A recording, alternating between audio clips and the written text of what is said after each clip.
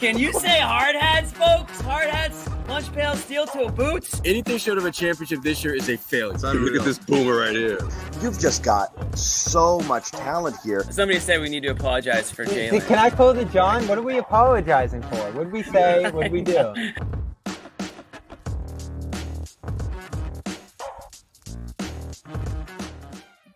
You like that, Chris? I do. I love the intro. Well done, Intro's Amit. fire. Well done, Amit. We love them. Here we are, East Finals, Celtics Pacers on deck. I can't believe this is where we are, but it is because the Knicks just physically crumbled in that East Finals, even up 3-2.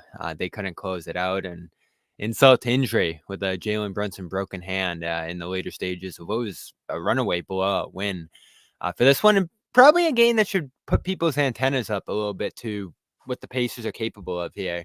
I think a lot of people are probably going to look at this series here and say it's going to be a walkthrough, and it might be just because the Pacers do not have much of a defense at all. No real defensive posture on that end. So there's certainly a vulnerability there that the Celtics can take advantage of and roll through. But I do think there's a little bit of respect you have to pay for watching a team into the late stages of the fourth quarter shoot over 70% from the field. They started 22 of 27 in that first half, Chris. Just silly stuff from them here today, and a great comeback to win this series.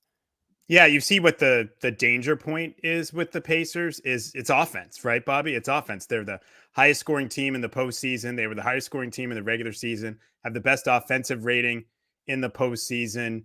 And you're looking at a team that shot 67% from the field for the game and 54% from three. All their starters scored at least 17 points. Hey, how'd you like old friend Aaron Nesmith going 8 for 8 in the game?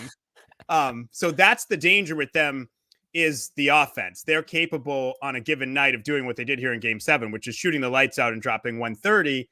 And they're probably going to beat anybody, when they do that, when they shoot to that degree. And you look at the games the Celtics have lost in the playoffs, it's been Miami and Cleveland shooting the lights out from three. The Pacers are capable of doing that in multiple games. Now, do I think they can do it for 4 games that beat the Celtics? I don't think they can do that. But you are right. People should put some respect on the Pacers' name just because of what they can do offensively and their depth offensively. And I think this will be the toughest series the Celtics will face in the East, which, let's be honest, is not saying much, but that's the truth. I think this will be the toughest series.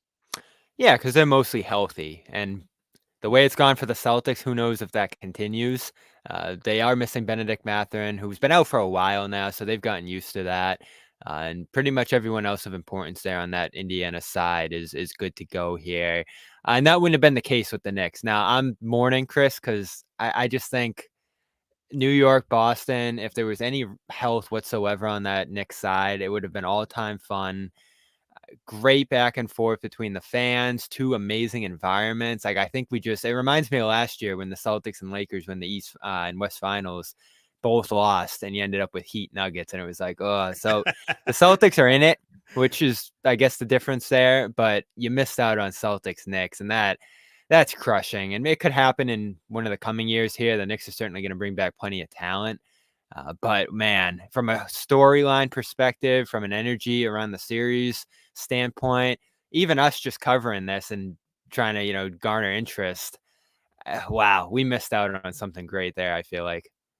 Yeah, it's certainly a great situation with the Boston-New York rivalry and Tom Thibodeau having been basically the defensive coordinator for the 2008 Celtics, the last team to win a championship. Just a ton of storylines there. I mean, even Jalen Brunson. I mean, his dad, Rick, is from Salem. I went to Rick's basketball camp when I was a kid. So there's like all these great connections, right? But here's the reality of it. I think you're going to get a better series and better basketball with the Pacers. Certainly the Knicks have the better brand name, but based on all the injuries, and look, I give a lot of credit to OG Anunoby and Josh Hart for trying to give it a go today. And Hart was in the game all the way until he fouled out there at the end. OG Anunoby could only give you 5 minutes, but they were such a banged up team that while they have the brand recognition, I don't know how good the basketball would have been. All the ancillary stuff you're talking about, it would have been amazing. Boston, New York, Celtics, Knicks, all that stuff, Madison Square Garden, TD Garden. But I think you're going to get, if you just from a pure basketball standpoint, I think you're going to get a better series, more entertaining series with the Pacers.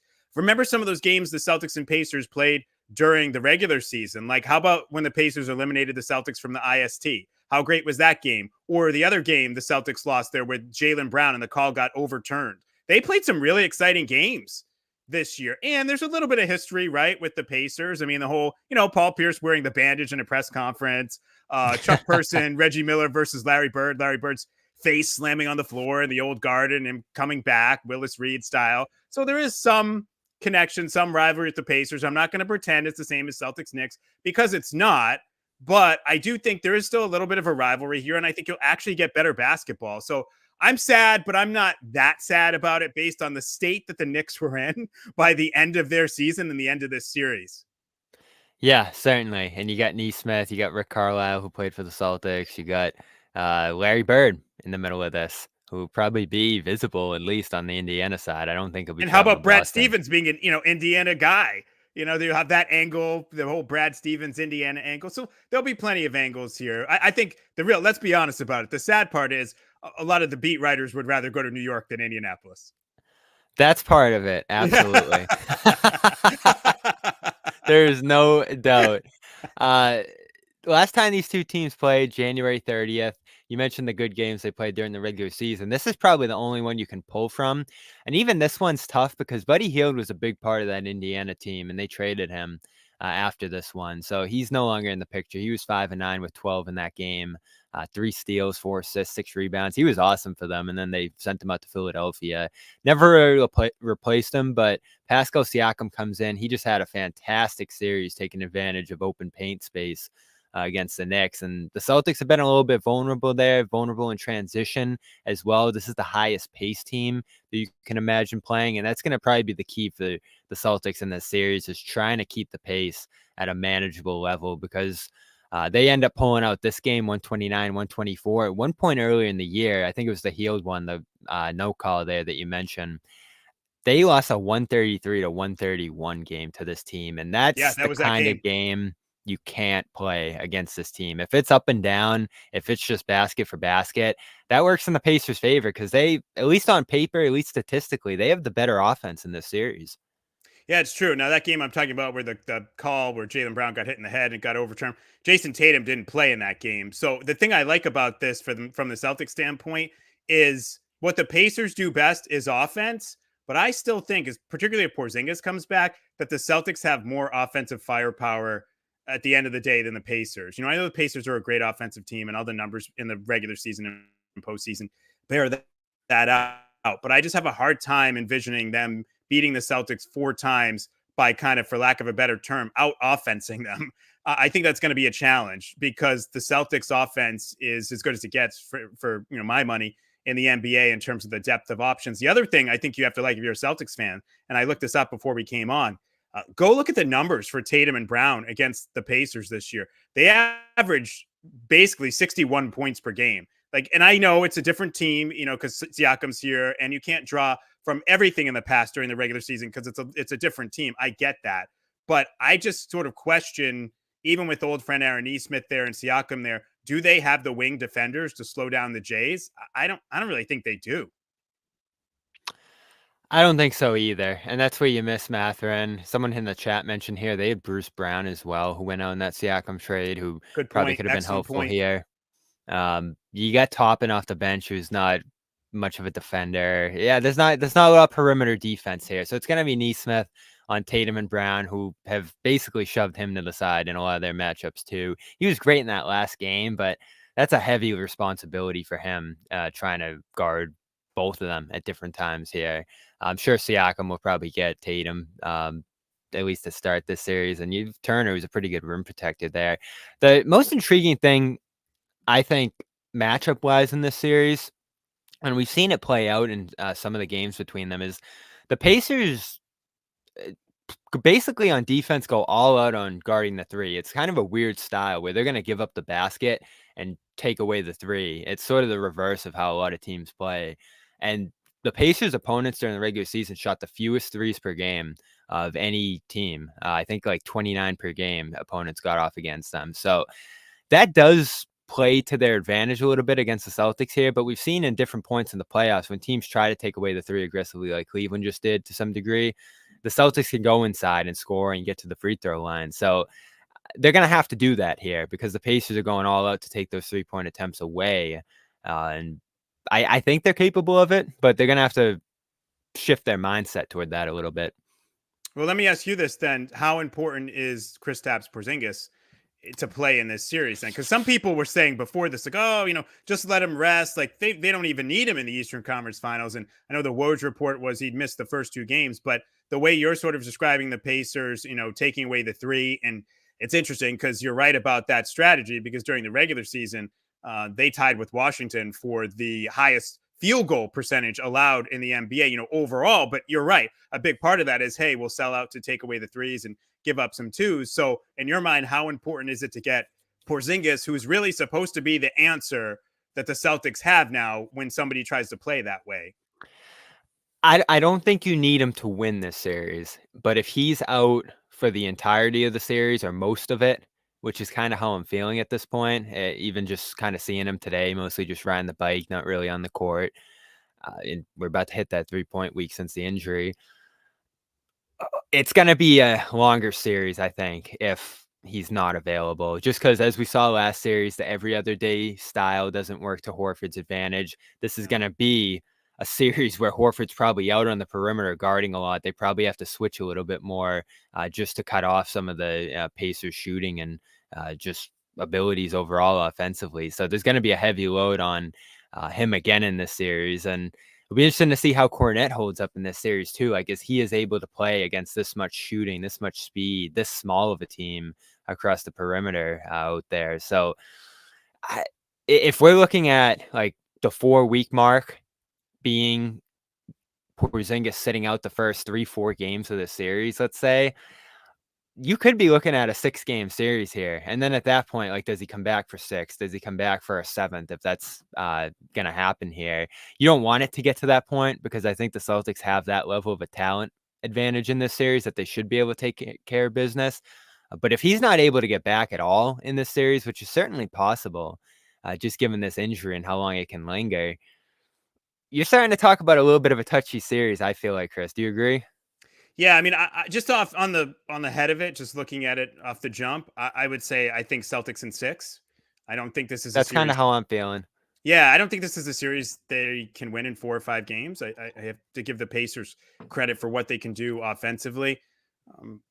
Porzingis, I would like to see him be able to play in this series at some point, because I do think not only does it help them in this series, but I think you want to be fully tuned, finely attuned when you get to the NBA Finals. You don't want him sort of trying to feel his way back to playoff basketball in an NBA Finals game, and maybe that costs you that one game, and maybe that's the difference between winning the championship or not. So I'd like to see him come back if he can physically before that. But it is interesting just what you were talking about with the team that's going to sell out to take away the 3, because again, the answer for that was supposed to be Porzingis being able to operate from the post, the mid post, the high post, being able to give them that versatility. And when we've seen Al, Al at this point of his career, really when he does his best work, as you said, it's out on the perimeter.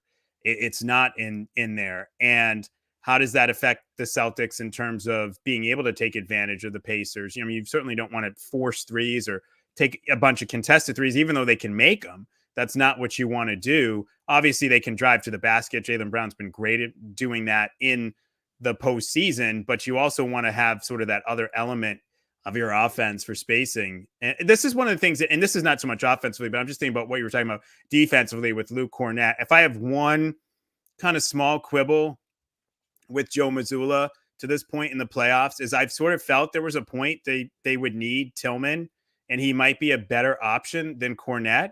And I do think there were opportunities in the Cleveland series maybe to work him in a little bit more, so that if you do need him in a series like this potentially, and he's maybe a better option, that you feel like you can go to him, and he is somebody who is in playoff form, playoff shape, playoff mode.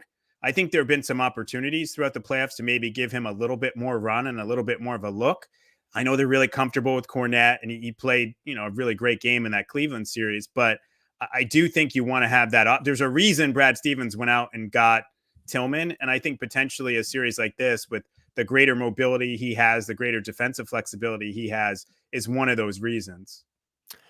Yeah, I'm gonna try to pull it up quickly here, the amount of mid-range shots Indy take, because the thing that made it work well for Cornette last series is that the Cavs shot so few mid-rangers. I think they shot like the lowest frequency of them in the league during the regular season. I'd have to assume the Pacers shot a little bit more than that.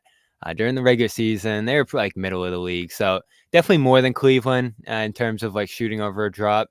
But still not a ton. They're not one of those mid-range heavy teams. They're probably more of a three-point shooting team, which can still hurt Cornette. Yeah. How much does Turner, that change with Siakam though? Because we've talked about those numbers. Like Siakam's kind of a mid-range master, right? I mean, that's kind of his game, and so they didn't have him all year long. So like we've talked about throughout this discussion, it's hard sometimes to extrapolate some of those Pacers numbers from the season because they're a little bit of a different team. I'm just thinking of like Siakam now. Like that guy is going to shoot from the mid-range. Yeah, and they shoot 50% there, which is a good number. That's actually highest in the league. Oh, really? Is going to be interesting to watch there. So this isn't a Cornette series to me, and I'm a big Cornette fan, but he's matchup dependent certainly. And I think you're 100% right, and a lot of the fans agree. There had to be opportunities in those earlier series to get a look at Tillman, and even during the regular season, I didn't love that they played him at the 4 a lot. Stashed him in the corner. He's not really much of a three-point shooter historically throughout his career, and he was just trying to fit in as a corner three-point shooter there. I like the idea of him at a 5. I think he can seal off a smaller guy, finish over him inside. He's talked a little bit about how he's got post moves he can go to, and he liked the opportunity to be able to post up a little bit here. So if you're going to use him in this series, I'd like to see him actually sub in for Horford, not sub in alongside him and try to play bigger. Because I think that'll hurt you from a speed perspective in this series too, if you're trying to play those two guys together out there. So you can go to him. I think that won't be a crazy move to make at that point. Even if he didn't play a ton earlier in the playoffs, I think he's got to be ready to go in this spot. And part of it's got to be on him to play a little bit better too, because I don't feel like he played amazing in those spots. Certainly dealing with some knee stuff and maybe some other physical ailments that were lingering from the regular season there. So I wonder if that's a part of it. But he's going to be a factor in this series, or at least I think he needs to be for them to match up here and survive this Porzingis loss. And I'll ask you, because my antenna is starting to go up a little bit here because you hear it's like 17 days for Porzingis. We're kind of past that point now. Mazzulla is not talking about it. I don't think that's a red flag or anything like that, because I think some coaches just don't talk about injuries. We've certainly seen that fair share of coaches around here just not address them. But at what point in this series, especially with him being ruled out the first couple of games already, especially with Giannis, having that 3-4 timeline with that, and really after 4 weeks still not being close, as he mentioned after their season ended, are you starting to get at least a little bit worried that this Porzingis thing might linger a little too long here for them? Oh, it's a good point. It's funny. I have to be honest. You're on the beat. You're around them all the time. I'm not. So initially, I was like, "Oh, when he first suffered the injury against Miami, and they said it's not as bad as we think," and also, but then it sort of like stabilized. I was like, "All right, we're not going to see him till the finals." Then all of a sudden, he was like out there shooting, and it would seem like super positive. And I was thinking, "Oh, he won't play against Cleveland, but I think he'll be ready for the Eastern Conference Finals." Then the Woj report comes out. He's not going to play in the first couple of games. And now you're telling me he didn't really do much at practice. So now it seems to be trending in a completely opposite direction from at the beginning when they were like, "Oh, we dodged a bullet. It wasn't as bad as we thought." It's come almost full circle to where I'm questioning whether he's going to be ready before the NBA Finals. And that would be disappointing to me, not because of anything he's doing. An injury is an injury. Yeah. But just I was hopeful that he could come back in the Eastern Conference Finals for the reason I said before, that I think there is still an element when you miss this much time, and it's the most intense pressure-packed basketball of the year, to jump back into it and just say, "Oh, it's automatically like riding a bike and you're going to be great and you're going to be fully optimized right out of the gate." I just don't think that's realistic. Like, as much as we deal with the numbers in today's NBA, these guys are still human beings. And human nature is, if you take some time off, you're going to be a little bit rusty. Maybe your conditioning is not what it was. The speed of the game, it could take you a little while to get used to. And so what I don't want is him jumping in the finals without any experience. And maybe he plays a game that's not great and they end up losing a game in that series, and their margin for error is lower and the series goes 7, and you end up losing because if Porzingis had played, if his first game back had been able to be in another series and he had shaken off that rust and didn't have a rust game in the finals, you wouldn't have lost that one game and maybe you end up winning the whole thing. So, maybe that's overthinking it, but really, if he's good enough to go and the chances of re-injury are not, like if he gets to 85, 90% in this Eastern Conference Final Series, I want to see him out there so that he can figure out what he can do, what he can't do with this injury, shake off the rust, be good to go. And by the time they get to the finals, at least they know and he knows what he's dealing with. Like, if you're Missoula, wouldn't you want to know ahead of time, like, oh man, Porzingis is never going to be 100% again the rest of the postseason. He's not going to be the player that he was for us most of the year. We're going to have like about 65% of KP, and I have to coach around that, as opposed to finding that out in like game 2 of the finals and trying to adjust from there. Especially if you're going against Jokic at that point, because when they played Jokic during the year, their strategy has been to put Porzingis on him. So he's getting thrown out there against Jokic, who's averaging like 40, 15, and 15. And he's got to do that while carrying the load that he does offensively. Now, he's talked about wanting to return at a historic rate. That's still kind of the talk around the team, is that he's pushing, he wants to be out there.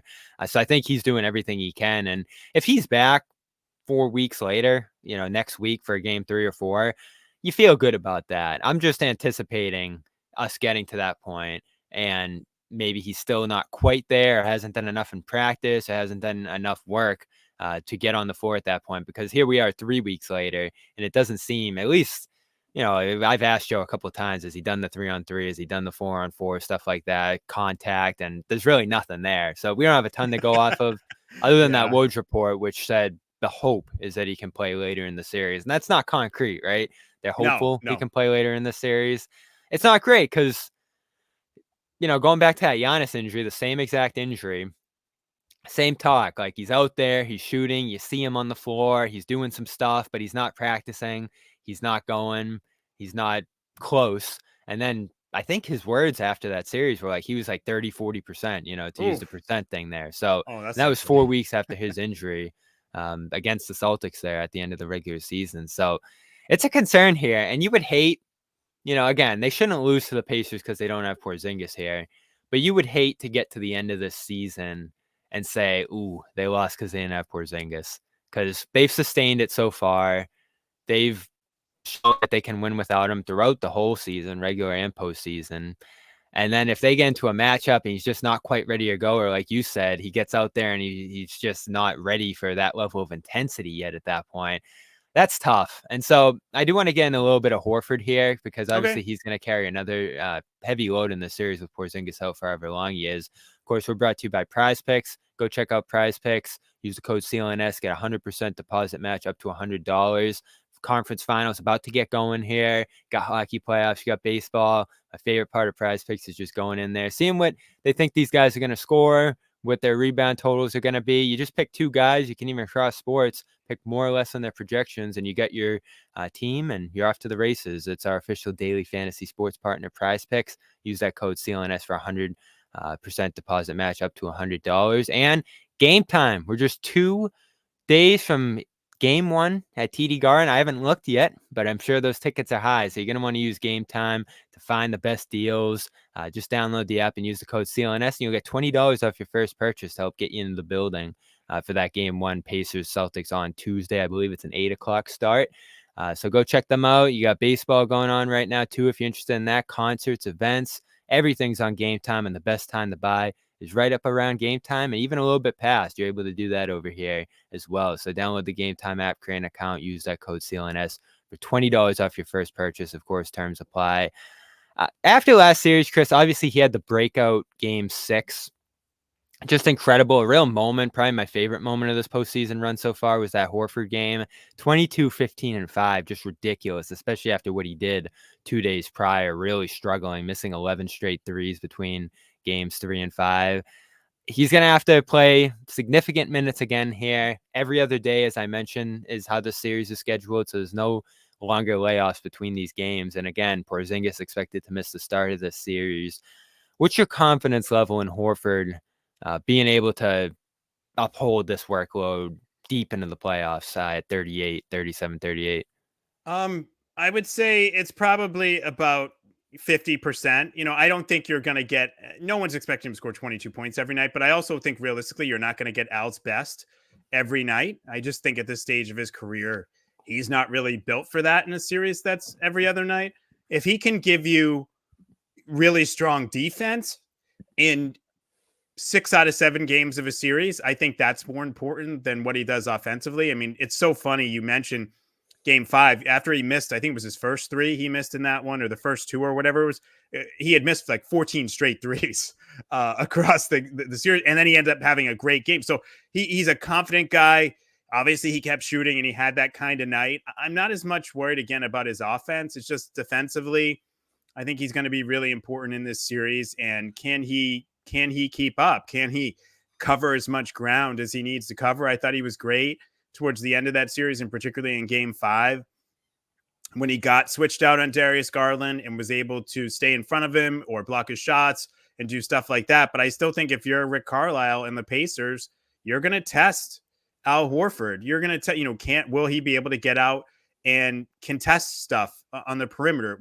If you switch off, will he be able to stay in front of guys? Will he be able to do it? And I think you're also going to say, I know they don't want to give up threes, but if you are going to give up a 3, you're probably going to give it up to Al and make him make shots. So I think that they're going to need him to play well in this series to be able to win this series, primarily on the defensive end, but they will need some offensive contribution at this point. This was always sort of the concern, right, about the front court for the Celtics. When you have Horford at his age and you have Porzingis with his injury history, it's a little bit perilous, right? It's a little bit fragile. It's a fragile front court overall. And this was kind of the concern that you had. I don't want to say it's worst case scenario because we anticipate Porzingis will be back. Worst case scenario would be some season ending injury. But this was the scenario that I think a lot of people envision at some point, which was Porzingis not available. And you're asking Al, who really wore down in last year's playoffs, like really wore down after that Philadelphia series,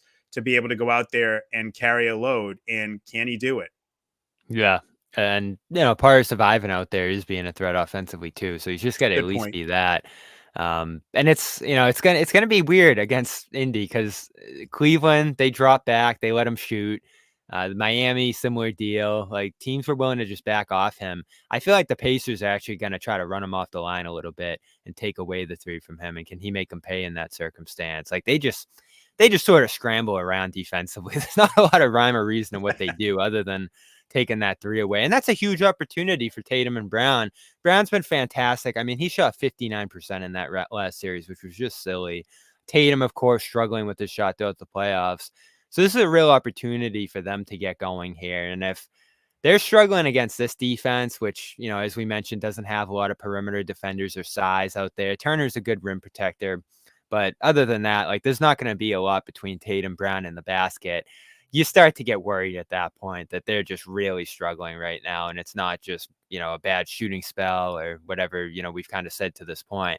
This is the kind of series where Tatum's got to step up and score close to 30 points a game because it's going to be single coverage. It's going to be Neesmith. It's going to be those guards on him. You got to make Halliburton pay out there, make Great him point. work because he's going to be doing everything on the offensive end. So you want him working defensively too. So this is a series where there's really no more excuses for Tatum in particular. I'm not even going to loop Brown in there because he's been great for the most of this run. This is a big series for Tatum to finally show his scoring prowess. Yeah, I mean, I really liked what I saw from him. Obviously I was pretty critical of him through the first 7 games of the postseason overall, just because the standard's really high. He's one of the best players in the league. And it's not like he was playing terrible basketball. No, his okay is like most guys great, but you expect him to be great. And I thought the last, 3 games of that series, he imposed his will there. He averaged more than 30 points per game. Game 5 was his highest shooting percentage in the postseason, 9 of 16. The threes still aren't going in, which is kind of weird. And that's a trend on the last 2 postseasons. He has not shot well from 3, which is bizarre to me. I don't know what's going on with that. But yes, I agree with you. He really has to make Indiana pay in this series, and he has to force them to make some tough, I think, decisions defensively in terms of what they want to do and open it up for some other guys. And it's hard to score 30. I'm not expecting him to score 30 points every game. It's just right. When they need it, he has to deliver. And I think overall greater offensive efficiency. And the thing that I liked about the last 3 games when he shot, 44% from the field and averaged about 30 a game, was the rebounds and assists actually went up from the prior 7 games. And that was my whole thing. People were saying, well, you're a casual. You're like not watching what he's doing. He's doing all this other stuff. And I'm like, he's a great player. He can do that stuff and score. And I just think it was interesting that when he started getting his scoring mojo back, his boards and assists actually went up in those 3 games. So he can do it all. And this is one of those series. You should walk away from this series saying Jason Tatum was clearly the best player on the floor in this series. Yeah, I mean, you understand Mitchell outplaying him because Mitchell's capable of that at his best. You understand if Jimmy was doing that round 1 because we've seen it before from Jimmy. Halliburton I love, and we should probably talk a little bit about him. Just a phenomenal performance today, chirping to the crowd, hitting shots. The passing from him is just out of this world. He's one of my favorite players, probably one of my 5 favorite players in the league right now, Tyrese Halliburton. And, to wrap up Tatum real quick, he averaged 33. You mentioned this earlier, 33, 11, and 6 against Indy during the regular season. 58 from the field, 49 from 3. Got to the free throw line 24 times. Though the numbers should be close. Again, he doesn't need to score 30 a game, but they should be over 25 in this series at least. No, I totally agree with you on that. And I love Halliburton too. I'll say the year he was drafted, I was praying he would drop to the Celtics. I wanted him to drop past to the a lot of teams. He did. I wanted him to drop to the Celtics so badly.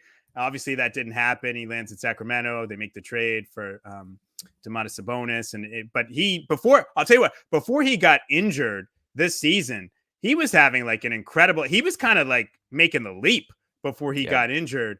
And just what he did today, it was funny because they were talking on the broadcast about how he needed to be more aggressive in that first quarter. And then from that point on, he just went off in that first quarter. Yeah. And you got to give him credit because he's the engine for this team. And they have Siakam now too, so they can probably survive the minutes he's off the floor a little better now than they could previously. But last year, they were 6th seed for a lot of the season based on what he was doing. And then he ran into some injuries again. They probably held him out for the later portion of that year, just based on where they were. And they just fell off the map right back into the lottery. And that's the level, when we talk about MVP, that's the kind of stuff I value most. Like if you're not on the floor, your team just completely falls apart. And that's why I'm a big Jokic guy in that regard. I think Halliburton, if he played more this year, if he had a better second half, should have been in like that Brunson Tatum territory of MVP this year. And maybe he will be one day, but again, that injury derailed them. Up until that injury, as you just mentioned, he was averaging 24 a game, 12.5 assists per game, shooting 40 from 3 on 8 attempts and 50 from the field.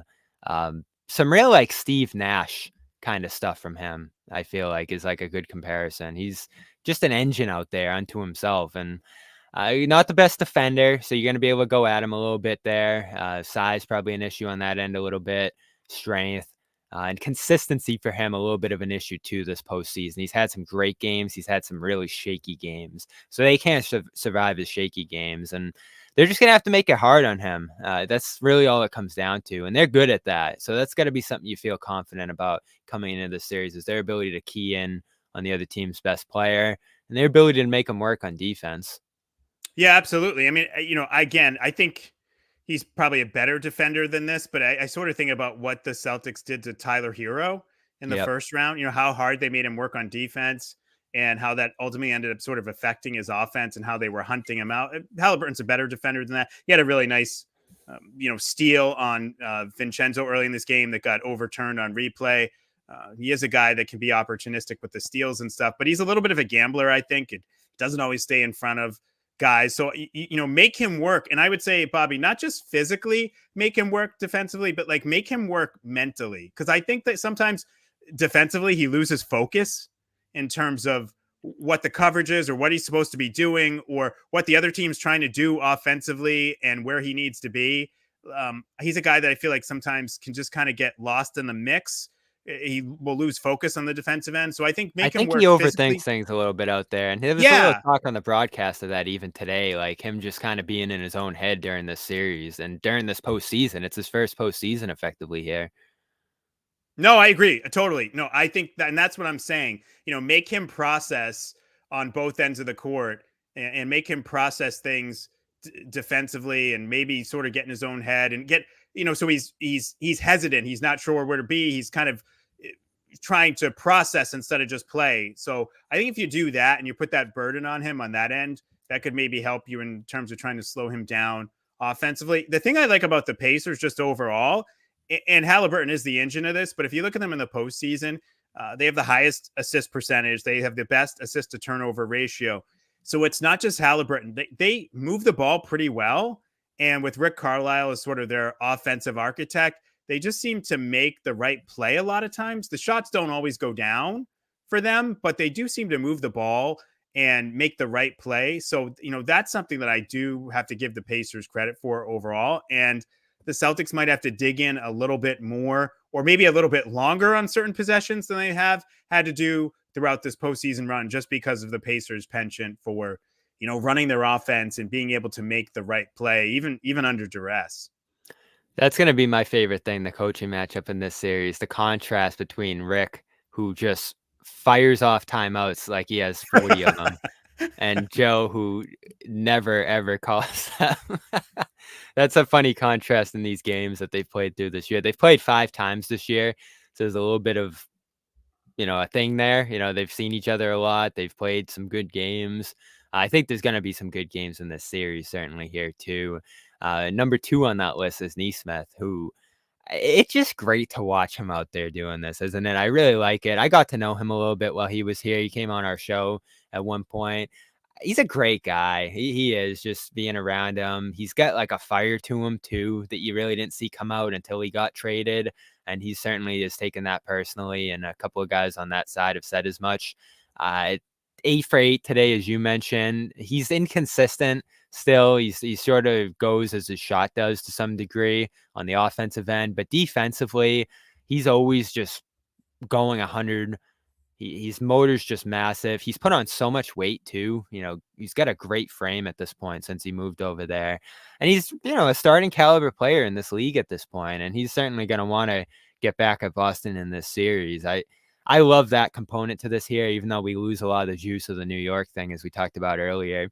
Neesmith's going to try to make up for that. And the Celtics have made it tough on him. He's had a tough time standing in front of Brown and Tatum defensively.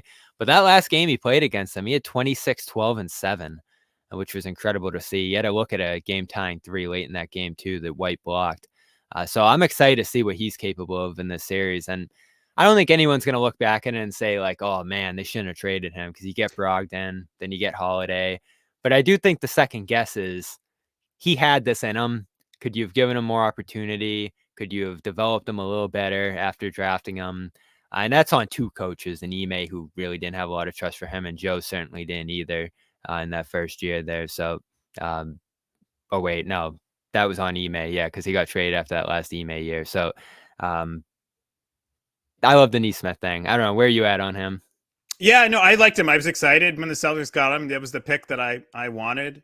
He was technically a lottery pick in the draft, and I always liked him. It was hard for him, I think, to duplicate, and has been hard for him to duplicate the shooting, particularly from 3, that he had his last year at Vanderbilt. But he shot the 3 ball pretty well during this year, 42%. He has not shot well in the postseason. Which is, other than today, he has not really shot the basketball very well. Going to today, he was only shooting 38% from the field and only 27.9 from 3, and that speaks to what you're saying in terms of how streaky he is. But for a guy who was really an offense first player in college, the way he's been able to remake himself in the NBA, the whole crash persona and how hard he plays, he's a hustle guy, defense guy, can knock down shots. He's accepted the role player role, and he's gotten better. And I again, you're right. You can't question the trade, but I do wish they'd given him more of an opportunity to develop. And I think he'll definitely have something to prove in this series going up against the Celtics. And that will clearly be one of the subplots of this series. More so for him, as you mentioned, on defense. He's not been great against the Jays, but he's going to get that assignment. And it's kind of the little brother, big brother thing, right? You're the little brother and you get beat up on, but you keep coming back. And all of a sudden, one day, you can stand your ground. I think if you're a Celtics fan, you're hoping this is not the one day that Aaron Neesmith is able to stand his ground, that it doesn't happen in this series. Well, that's when I got for you on this series. And usually I save this for the end because it's really at the bottom of importance, but it is interesting in this series a little bit. The benches. We will Okay. talk a little bit about Cornette. Pritchard's been fantastic. He's been he great. shot 53 from the field and 50 from 3 last series. So that's an advantage for you there. We'll see with the bigs. Hauser's been okay this postseason. Nothing that jumps off the page. So you look at Indiana's bench, and it's Obi Toppin, who I think is just such a great energy player, who showed a level of skill in this series too, making a lot of shots. TJ McConnell, who's just, McConnell Pritchard is going to be like looking in the mirror there. I was going to say that. I agree with you. You nailed it. Those two guys have like the same game. And McConnell, if they are going to try to put someone smaller and pesky, but with a level of defensive skill in front of a Brown or a Tatum, he's going to be an interesting guy in that regard. And then Isaiah Jackson, who's, a solid, rim running center that brings a level of physicality too that they'll probably have to utilize here. So shorter benches on both sides, up and down results on both ends so far. But I do feel like that might be a small edge for Indy, and it's going to matter in some of the games in this series, probably, I think, what kind of minutes and contributions those guys are going to be able to give you, especially with what we talked about with Porzingis and Horford earlier on that center position. No, I agree with you on that, Bobby. Another guy I'll throw in there for Indy is, Ben Shepherd. I think that, he's been getting more minutes. He's a guy who was a great shooter in college. He can knock down some shots. Obviously, young player, inconsistent, but that's another guy. He's maybe sort of like, their Hauser in some ways. Not as established as Hauser, obviously, but, that sort of thing there. I don't really think either side has a clear, bench advantage here. Maybe, like you said, slight advantage. Indy, McConnell's playing so well right now, but so is Pritchard. But I think the story of this series will ultimately be the starters. It'll be the starters. The Celtics sort of big five versus what Indy's putting out there in their five as the starters. I think that will ultimately determine what this series is. And we've spoken about this. Indy offensively, they are capable of winning 1 or 2 games in this series. And so then if the Celtics were to give away, let's say the Celtics give away another game somehow by not playing well, then you look at it and you could be in a 7-game series, which is not what you want to be in this case. So I do think over, a lot of people were talking, and there was a lot of debate, legitimate debate. What was the better opponent for the Celtics? Which team should the Celtics want to play? I was pretty adamant that it was the Knicks they should want to play, just because the Knicks were so beat up, didn't have a lot of depth, although Alec Burks went crazy today in that game. Whereas I look at Indy and I just feel like Indy is healthier. They're more potent overall. And I think they're more capable of sort of sticking in a series with you for a longer period of time and longer games. Because when I look at Indy, and yes, the offensive rebounding for the Knicks in the postseason was absolutely fantastic. But when I looked at the Knicks overall, they played so hard, and I appreciated that. But I was like, what is the one great thing the Knicks do? I guess you could say it was the offensive rebounding. But they just play really hard to me. Whereas I look at Indy, and what's the one thing they do at an elite level? Offense. They're an elite offense. Their offense is elite. So that's what Indy's bringing into this series, where I sort of felt like the Knicks didn't really bring any particular one elite area of the game that would give the Celtics trouble over the course of a 6 or 7 game series. Whereas I feel like with Indy, the offense at least has the potential to do that. Yeah, and I do think of the rebounding a little bit too, because you mentioned it there. They're going to be able to defend their defensive glass, because I think in moments the Celtics are great on the offensive glass too. And as I look at it here, Indy is 14th out of 16 playoff teams at defensive rebounding. So that could be an advantage for the Celtics here too. But you mentioned it, 122 is the Pacers' offensive rating, 119 for Boston. So there's a real gap between those two teams offensively, and the pace they want to play at too. Certainly here, pretty sizable too. Celtics have the slowest pace in the playoffs right now at 91. Really? I didn't know that. Does that surprise you? I mean, you've covered the team all year long. I didn't know that. So to me, that's kind of surprising. I think it's a little bit matchup based. I think the Cavs want to play slow, and you end up in that kind of series. And Heat too, a slower paced team, 2 more defensive oriented series. So I don't think it's because the Celtics ran it to a halt, but there were moments in those series where the offense stagnated a little bit. Impressive through all of that, and Tatum struggles and everything, that they're still second offensively in this Yeah. postseason, and they've used their defense as a real weapon at times, I think, to turn into offense. So they should win this series. They should certainly be favorites in this series. I think they have a lot of advantages in this series, but the Pacers actually have bodies, depth, a star in Halliburton, and a style that can make them competitive here. And even though I'm heartbroken about New York not getting here, I'll take it for the basketball, because I think this is going to be a much better series than we would have seen could you imagine if Brunson went down and they won today and it was that crew coming out there, Alec Burks and whoever's left for this Alec Burks, finals? Deuce McBride. I mean, it's just, look, credit to the Knicks. They maximized what they had. Unfortunate with the injuries, but I really do think it's a tougher series for the Celtics. But if you like basketball, I think it's going to be a better series for the Celtics. And, I know we didn't touch on this, but look, when you look at this overall for the Celtics, there is some element, at least in my mind, of when you get out of the East, you do want to be as prepared as you can be for what you're going to face in the West, and probably for some closer games. And I don't know, I just think Indy maybe has a better chance of doing that against you than New York did. You don't want it to be completely easy. No, I don't think that benefits you. And here's the other thing. The Celtics just have not played, in my mind, really close game. Like, I don't know how you feel about this. I don't feel like they've really played a close game yet. Now, I know people will say game 4 against Cleveland, because that did get close in the fourth quarter, and they had that scoreless drought. What was it, 420? Sorry, not scoreless. 420 without a field goal. It was a fake close game. Yes, exactly. Thank you, Bobby. They were up by 15, had right. that cushion, and then it came down. It wasn't like a game that was within like 6, basically, the whole fourth quarter. It was, you had a 15-point cushion that you had built, which was great, and it got winnowed down, and then you were able to sort of, Jaylen Brown hits the 3 off the great pass from Tatum, and you survive. But to me, that doesn't count as like a close game, because you had such a cushion going into it. So I wouldn't mind seeing the Celtics in a close game or two in this series, just so they're ready by the time they get to the finals and know how to respond in a close game, which I do think that stuff matters. I have the date right in front of me. April 5th was their last close finish 44 days ago against the Kings. And it was funny because I was asking Mike Brown before that game, because they'd play in a lot of close games and had really good results there. And I was like, how do you guys win so many of these crunch time games? And he goes, I go to church every Sunday. That's a great answer.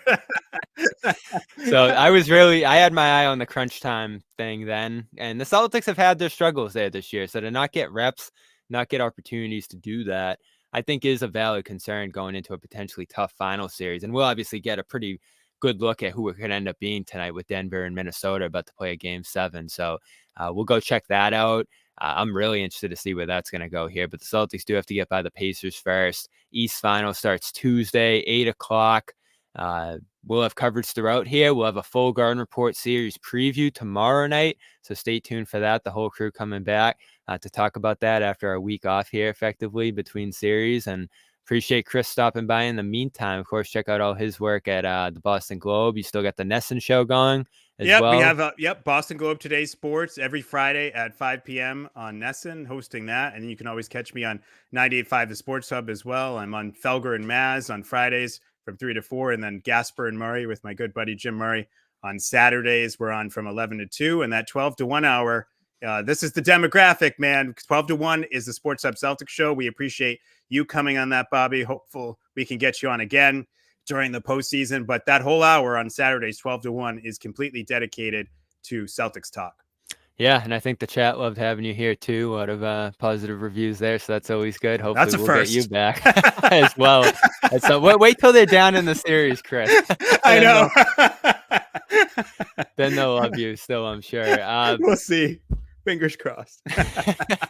One more shout out to one of our sponsors here, PXG. Great golf apparel. It's summertime. It's about to warm up. I think 80 degrees a couple of days this week. So if you're out on the course, awesome gear to have. Lightweight, feels good on a hot day out there wearing this. And when you feel good, you play good out there. So check out their polos, shirts, hats. A lot of good stuff over there at PXG, and you can get a 10% discount with our code Garden Report. So go to pxg.com/Garden Report and check that out. Thanks again to Chris. I'm about to go record with Noah. We're doing our studio edition of the show tonight, so we'll have a little bit more talking about this series and the playoffs that's been so far from the Celtics with her. She's done a great job throughout this postseason covering the Celtics as well over at Celtics blog. So check that out. That'll probably be out tomorrow as we pre-record that. So that's that. A lot of busy time, Chris, but it's good. And then we're off to Indiana. So we'll be out there this weekend covering that as well.